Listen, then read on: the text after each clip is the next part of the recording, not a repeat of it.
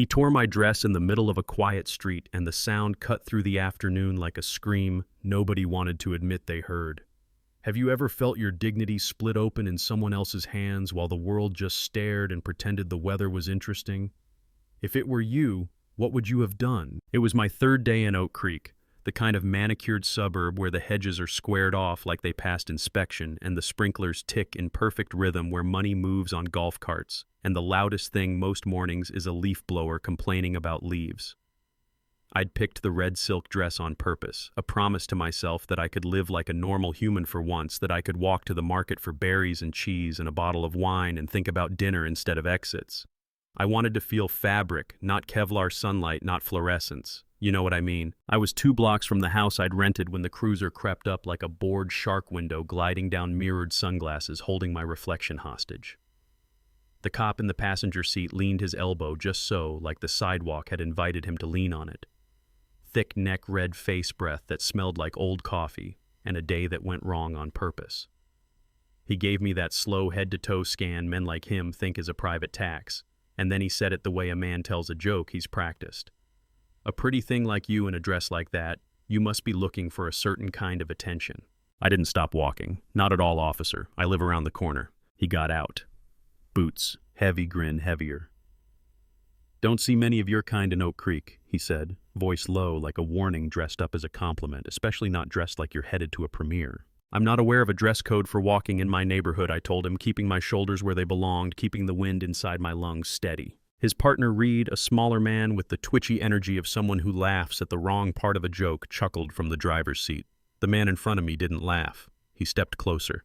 I could feel the heat coming off him like an appliance left on too long. He reached out and grabbed my arm, hard, firm enough to turn my pulse into a drum in my wrist. Take your hand off me, I said, voice dropping to the floor where I keep it when I mean it. He smiled. He wanted to see what was inside the toy if he broke it.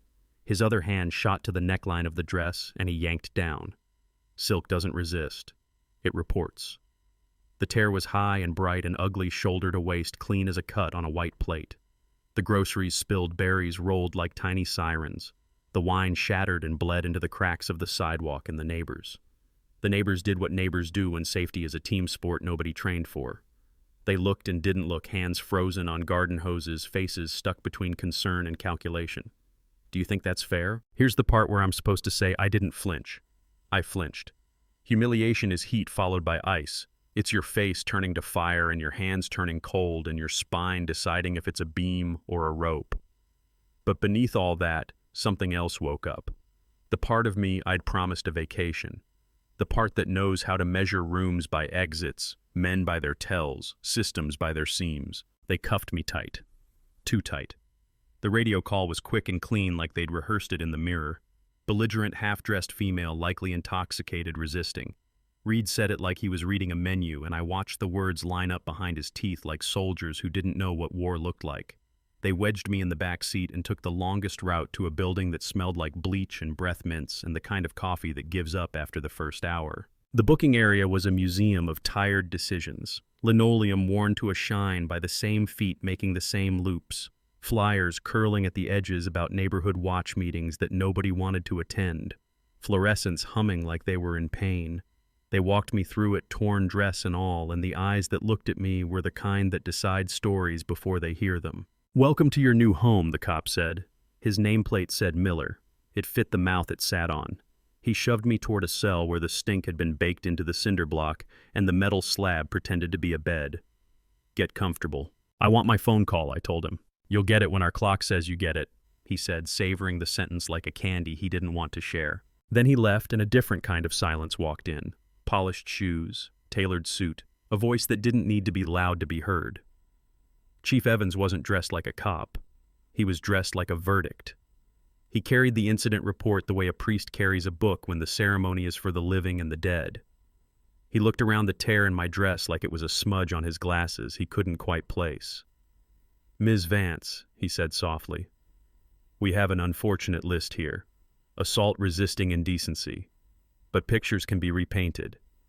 Here's my proposal. We reduce this to a misdemeanor. You pay a fine, you spend the night, and tomorrow you leave Oak Creek and never come back. And in return, this report, it vanishes. He smiled like mercy was his property, and he was feeling generous. I asked him what happens if I refuse. He let the polite mask slip just enough to show me the steel underneath. Then the system will do what it is designed to do, he said. The report stands. Witnesses appear. Evidence is processed. Paperwork gets lost. Bail gets delayed. You could be in here for months before you see a courtroom. And when you do, the case will be ironclad. Ironclad. He liked that word. He said it like he was tasting a brand he wanted me to recognize. Then he set the report on the lip of the cell door like a little altar and walked away, certain I would kneel. Pattern interrupt. Are you still with me? Here's what he didn't know. Before Oak Creek, I spent a career being no one in places I can't tell you, wearing names that never belonged to me, and doing math that doesn't look like math unless you've bled on it. I learned how to make a man in power write his own confession and thank me for the pen. I learned locks by sound men, by smells, corruption, by rhythm. I learned that when no cavalry is coming, you become the horse. So I slumped. I let my shoulders fold in, let my eyes go watery, let my hands shake like they were asking for help. Because men like Miller need the performance of your breaking more than they need the paperwork that follows it. They feed on it. It relaxes them. Relaxed men talk. That's when the seam showed up, wearing a uniform too big for the person inside it. He couldn't have been more than 30. Tired eyes. A name tag that said Davis. He moved like shame weighed more than muscle. He pushed a tray through the slot, gray bread sandwich, soft apple, lukewarm water. And when his hand slid back, a folded note was suddenly in mine. I didn't look at it. I didn't look at him. I waited. 20 minutes. Half an hour. The sound of keys receding, the hum deepening as the building exhaled for the night. Then I unfolded the paper under the edge of the bed. They do this all the time. Pick on outsiders. Camera in rear evidence hallway loops the same 10 seconds between 2:00 and 2:10 a.m. Old janitor closet has a service landline. Only chance. Ben Carter, journalist, and a number. You believe in coincidences. I don't. I believe in pressure points that make good men brave for 5 seconds and how 5 seconds can rearrange a town. I watched the building breathe. I listened to guards trade stories about quotas, like fishermen bragging about catches that sounded suspiciously alike. I counted footsteps and coughs and the sigh a chair makes when a tired man leans too hard on it. At 1:55 a.m., the rhythm changed. One guard got up for coffee. Another melted into the glow of his phone like it held him together. I took the bobby pin from my hair, slid it into the lock, listened. Pins. Tension click. 10 seconds. The door opened with a groan small enough to pretend it never happened. The evidence hallway camera blinked a lazy red eye as if it wanted to care but couldn't stay awake. I moved beneath it and into the closet that stank like bleach had lost an argument with mildew. The beige phone sat on a shelf like a relic. Perfect. No software to log a call, nobody wanted to exist. I dialed the journalist first. 2 rings. A voice came out rough and ready. Carter. My name is Maya Vance, I whispered. I'm inside Oak Creek Precinct. False arrest, fabricated charges, a chief who thinks the law is a tool belt. I have details, names, a pattern. I can prove it. But I'm a ghost on paper. If my next call goes wrong, you're my only exit. He went from asleep to awake so fast I could hear the sheets die. I've been trying to get Evans on the record for months, he said. Everyone's terrified. What do you have? Everything, I said. But I need to try someone first. If that fails, midnight at the Pine Diner on Route 6 back door. If I don't show, publish whatever you can to make noise. We said it. Then I dialed the number my fingers could find without my eyes. Director Peterson. You don't forget the voice that has talked you through a storm high over a border that doesn't officially exist. Peterson. Sir, it's Agent Vance, I said. I'm in custody in Oak Creek. The department is compromised from the top down. I need quiet extraction. No lights, no press, just a door. Silence. It didn't feel like thinking. It felt like checking with a calendar that had someone else's name on it. Then his voice came back flat, official, a temperature the human body shouldn't try to live at. I spoke with Chief Evans. He says you're a problem but manageable. The agency has no interest in Oak Creek. You're on leave. Stand down. Do not reveal affiliation. Twist. That was the moment the story inverted. The cavalry didn't forget me. The cavalry sold the horse to the other side. If it were you, how fast would your heart have dropped? And where would you put it so it didn't shatter when it hit the floor? I put the receiver down gently so it wouldn't make the sound of a thing ending. I walked back under the camera's sleepy blink, slid into the cell, relocked the door, and put the bobby pin back in my hair. I sat on the slab. Then I practiced my broken. It's like acting, but you only have one audience, and he's an idiot who thinks empathy is a disease. By mid-morning, word got around that I'd cried, that the tough girl was finally folding. Miller came to enjoy it like dessert. He leaned on the bars and let his voice roll into something like a lecture. "You don't understand how this town runs," he said. "Chief Evans keeps it clean. Judges, politicians, we make a call, things disappear. Remember that reporter last year, one anonymous DUI tip and poof, career over." Reed joined later. They stacked stories as if they were sitting on a porch instead of building a confession with their own hands. Shakedowns planted evidence kids from the wrong zip code loaded with charges like their pockets were just waiting for it. They bragged about a bonus system for high-profile arrests, my favorite, regardless of guilt. And while they talked, a small button tucked into the waistband of my ruined dress remembered. Standard field gear. Somehow they'd missed it in the power trip of the moment. It recorded every syllable and smiled without a mouth. By afternoon, I had what I needed. Not just to hurt the men who hurt me, but to expose the blueprint they used like scripture. That night, at 11:50, the alarm screamed in the evidence locker and 2 guards ran loud toward it. I unlocked the cell, moved the way a room moves when it doesn't want to be seen, and slipped to the West Sally port. Maintenance door, no direct camera, blessed humidity outside that smelled like wet grass and exhaust. I ran. Barefoot, because sometimes dignity is just the joke you tell yourself to get through the door. The Pine Diner was a fluorescent miracle. It buzzed like a holy thing. I went in the back, slid into the booth opposite a man with ink on his fingers and insomnia in his eyes. Ben Carter. He looked at me at the torn dress and the dirt and the adrenaline shining where sweat should be. I put the button on the table like a gun. Miller and Reed confess. Evans by name. A phone call from a federal official refusing to pull me out. I have dates, times, names, locations. This is not a story, it's an indictment. But they will come hunting. I need a place to hide for a couple hours. Then I need to make one call. "Who are you calling?" he asked, half terrified, half electrified. "My father," I said. He waited for the rest. "His name is Jonathan Vance," I told him. "He's the United States federal prosecutor." "Yeah, that happened." Ben blinked like his contacts had sand in them. Then he made a decision with his whole face. "My apartment," he said. "It's a disaster, but no one will think to look there. We'll copy everything, encrypt it, ship it to people who know what to do with it. Then call your father." His apartment was a war room built with newspapers and string. Photos pinned to corkboards, lines connecting dates to faces, to incident circles drawn in red around the names that kept appearing. In the middle, Chief Evans. Ben had been chipping away with a spoon. I had delivered a backhoe. I dialed a number not many people get to dial. It rang once. "Maya," my father said. Not a hello, not a question, a fact. "I'm in trouble," I answered, and then I laid it out like coordinates. The street, the tear, the booking, the chief's deal. The call I made to a man who told me to stand down and disappear. The recording that was now multiplying like a holy book. I told him what I wanted. Not revenge, exposure, not sugar, bread. He was quiet, and across that quiet I could hear him moving pieces none of us could see. When he spoke, the decision had already been made. "They tore your dress," he said softly, and something in his voice sharpened. "Director Peterson will be dealt with. But Oak Creek. At 0600 hours, a federal task force will descend on that precinct. Warrants will be executed. Files seized. Officers detained.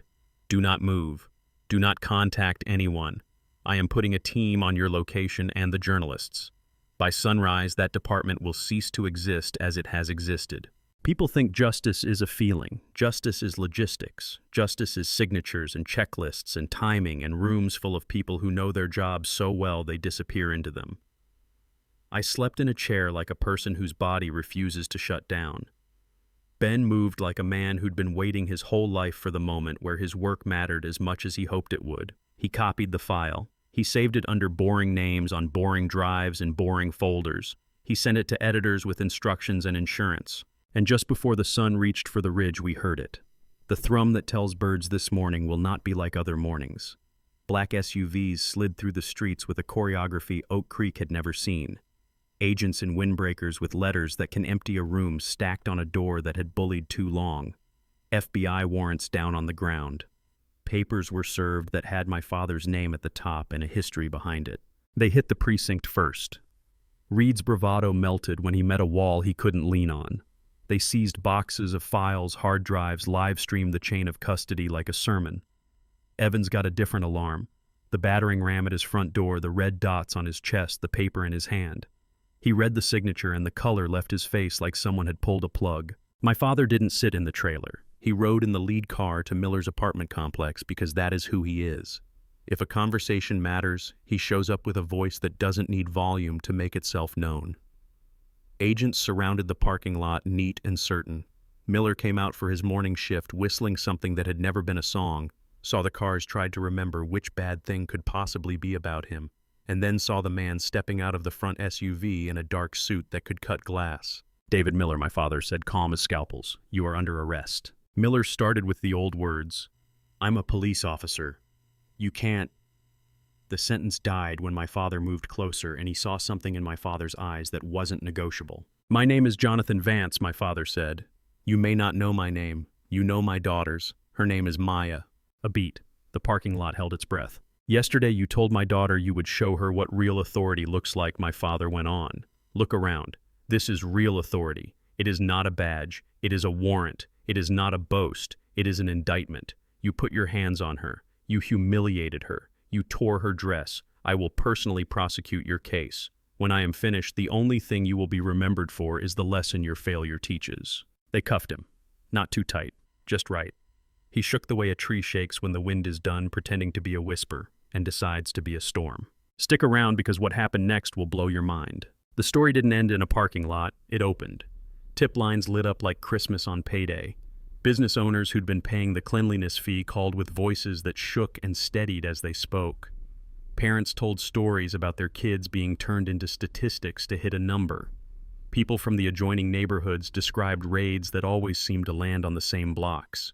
Names, dates, details, not rumors, not feelings, evidence. Officer Davis went into protection, then into a room with a camera, then onto a transcript that made men in suits put their faces in their hands and breathe through it.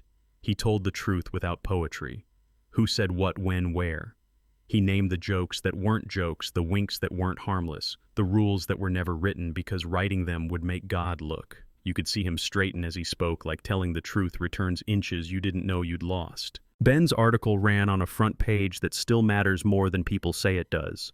He didn't make me the headline. He made the machine the headline. He played parts of the audio that needed to be heard and kept the parts that only fed the appetite of people who come to pain for sport. He wrote about patterns like "you map weather, not monsters." The questions poured in. The debate started. The spin tried to spin and got dizzy. Evans folded under Rico so fast some folks said he didn't even look for a chair. He named names and traded hours for years the way men like him do when their empire turns into paper in a box. Judges resigned. Politicians found their calendars full of meetings that looked like goodbyes. The state tried to pretend it was surprised. Parts of it were. Parts of it weren't. Director Peterson retired. A sentence on a website. A photograph where the smile is doing too much. He didn't face a jury. He didn't face a news cycle.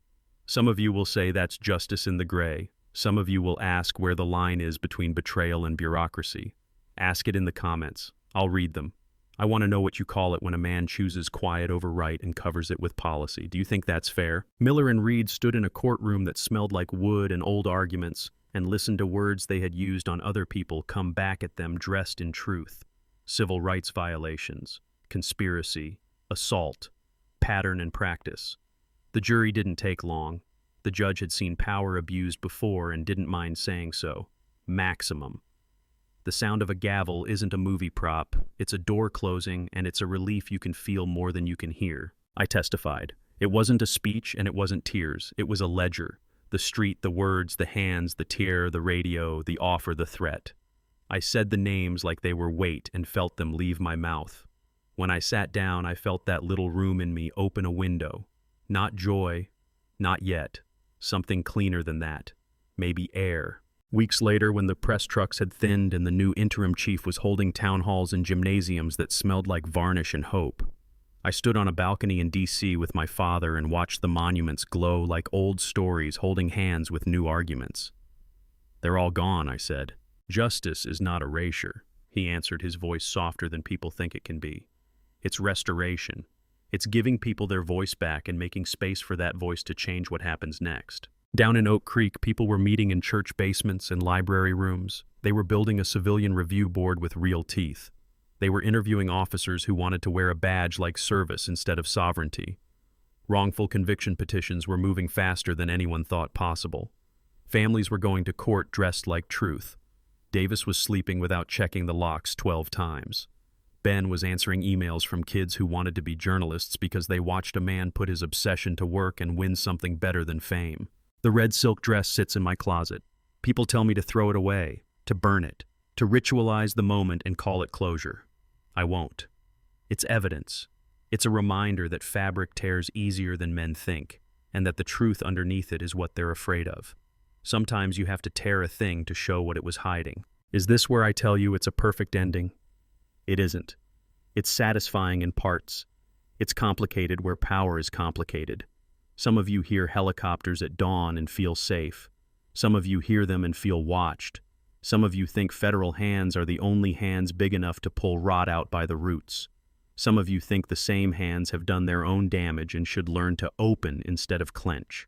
I hear all of it. I live with the fact that my father's name can open doors that stay shut for people who deserve them open. I used that once. I would again. Would you? If it were you, what would you have done when the silk screamed and the neighbors looked away? Would you have taken Evans's polite threat and left, called it a lesson, called it survival?